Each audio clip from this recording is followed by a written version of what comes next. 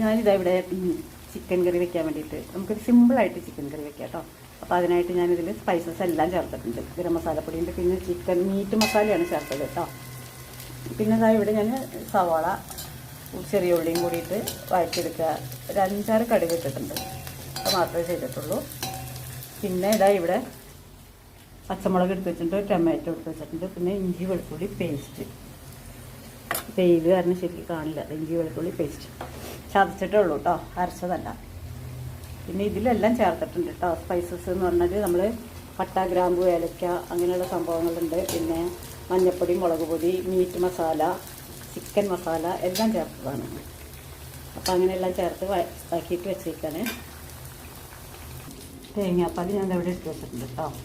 അപ്പോൾ ഉള്ളി നന്നായിട്ട് മൂത്തിട്ടുണ്ട്. നമുക്ക് ഈ ടൊമാറ്റോ ചേർത്ത് കൊടുക്കണം. അപ്പോൾ അതാ തക്കാളി, വെളുത്തുള്ളി, ഇഞ്ചി പേസ്റ്റല്ല ചതച്ചത് എല്ലാം കൂടി ഞാൻ ഇതിൽ ഇട്ടിട്ടുണ്ട് കേട്ടോ.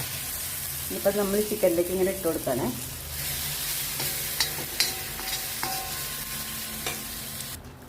ഇപ്പോൾ അതാ നല്ല അടിപൊളി മണമാണ് വരുന്നത് കേട്ടോ. ഞാൻ ഈ തേങ്ങാപ്പാലിലേക്കാണ് ഇട്ടത്, എല്ലാം കൂടി ഇങ്ങോട്ട് ഇട്ട് കൊടുക്കും ഞാനിങ്ങനെ. ഇപ്പോഴാണ് നമ്മുടെ ചിക്കൻ്റെ എന്തൊരു മണമാണ് വരണേന്നായ വെളുത്തുള്ളിയുടെയും ഇഞ്ചിയുടെയും എല്ലാം കൂടി ആയിട്ട് നല്ല അടിപൊളി ടേസ്റ്റിൽ അടിപൊളിയായിട്ട്